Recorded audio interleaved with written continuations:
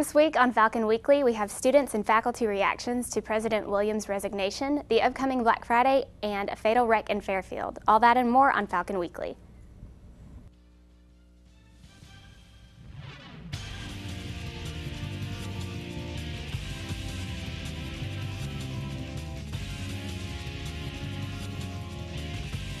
It will be a sad day when Dr. Williams leaves the university. I think he's done many, many great things in the last 3.5 years. Well, that is the thought on many people's minds this weekend. I'm Dorothy Sherman, and welcome to a special edition of Falcon Weekly. President Williams has announced his resignation this past week. Students and faculty are voicing their opinions on what this could mean for the future of Montevallo. President Williams leaving, and that's not really much of a good thing. From going on what I've heard and also from what I've seen done, the campus has moved in the last 3 years that he's been here quicker than it has been the last 20 years. So the university will miss him much. I think President Williams was a really good man, and he did great things for the campus, and I think it's really sad that he's not going to be here anymore. I hope he made the right decision, and I hope the university will find the right person for the job. I feel that it is a very unfortunate situation. First of all, I feel very sad that it's come to this point. Regardless of my feelings about who is right and who's wrong, I think it's unfortunate that we couldn't come to a resolution. Everything about what happened in this situation is unfortunate. The fact that the board and the president could not resolve their issues privately, they had to become public, and then we had to bring in mediation, and that it eventually resulted in separation.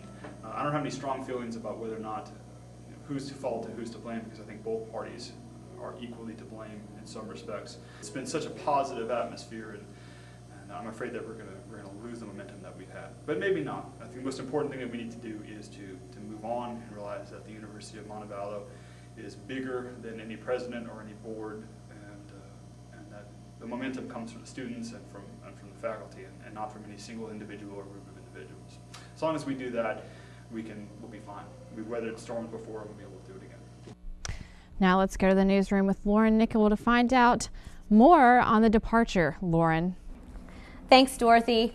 Interim President and Vice President of Academic Affairs Terry Roberson released a statement to Falcon Weekly saying, "We are pleased that Dr. Williams and the university's trustees have reached an agreement and that we can continue moving forward in the best interest of the university. I will be happy to continue working with Dr. Williams for the remainder of his time at Montevallo to achieve the goals the UM community has established for the rest of the academic year and for the future. Certainly we are all grateful for Dr. Williams' contributions to Montevallo, and we wish him the best in all of his future endeavors."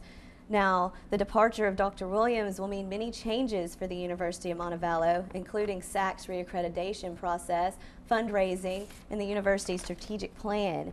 Now, Falcon Weekly caught up with Dr. Parker to find out his thoughts on the departure. I think this is a great institution. I'm proud to be a faculty member here. There are quality faculty and staff and students, so I'm sure we're going to be okay. I fear that perhaps the future vision of Montevallo, or the vision of Montevallo's future, is not necessarily shared right now between all constituents, and I'm worried it's going to take a lot of time and energy that could be better used in other ways.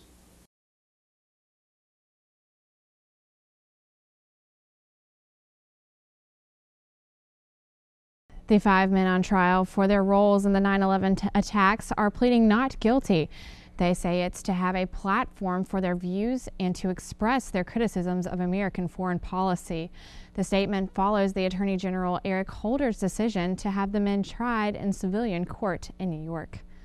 Well, at a reception last week for Congressional Black Caucus Foundation, Reverend Jesse Jackson accused Representative Artur Davis of not being a black man because of his vote against the health care bill. Davis supports health care, but he does not believe the current bill represented by the House is the best way. Jackson contacted Davis via phone to apologize. Well, there was a fatal accident in Fairfield Friday afternoon. Ada Riggs was picking up her grandson at school and trying to avoid children in the road accidentally pressed the gas pedal instead of the brake. She hit 11 people, mostly students, and one woman was killed. Coming up, we've got your weekly forecast followed by New Moon box office records. Stick around.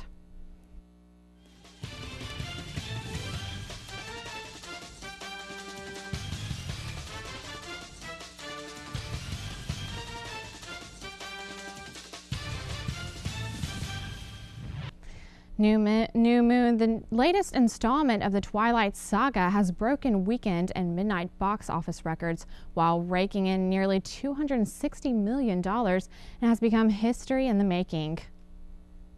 The 2009 holiday shopping season will kick off this Friday, known as Black Friday. Shoppers will be cramming into malls and shopping centers all over trying to find the biggest bang for their buck. Retailers are estimating a 3% spending increase from last year's sales.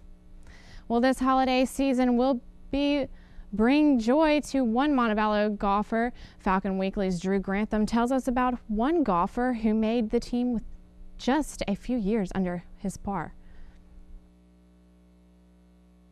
Golf is a difficult sport to master. It takes years and years of practice and dedication to be able to truly have a handle on the game. Unless, of course, you're Montevallo golfer Dustin Schaefer.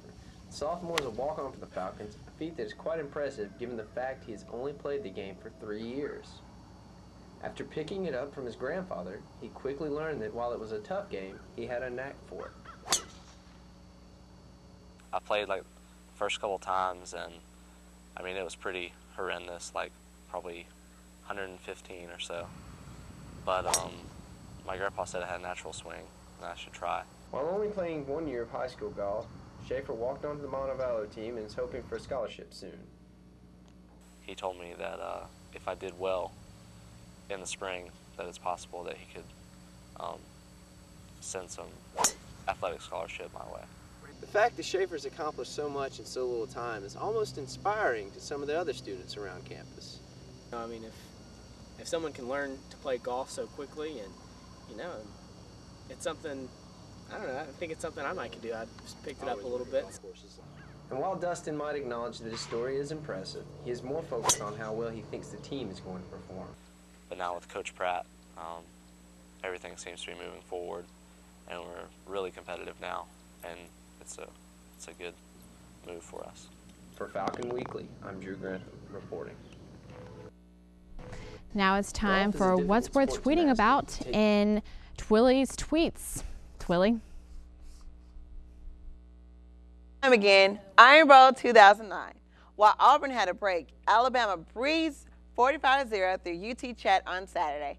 Mark Ingram ran for 102 yards in the first 20 minutes. Ingram took second on Alabama's single-season rushing list. Javier Arenas set an SEC record with his 7th career punt return for a touchdown. Black Friday may have a dash of crimson and orange in the mix. For the first time in 21 years, the Iron Bowl will be played on a Friday thanks to CBS's decision to make the Alabama-Auburn game its lone college football broadcast the day after Thanksgiving. The 2009 game is scheduled for November 27th at Jordan-Hare Stadium. Kickoff is 1:30. For Dorothy Sherman and Lauren Nickel, I'm Tully Cottingham, and from everyone at Falcon Weekly, we would like to wish you a happy Thanksgiving. Be safe and see you next week.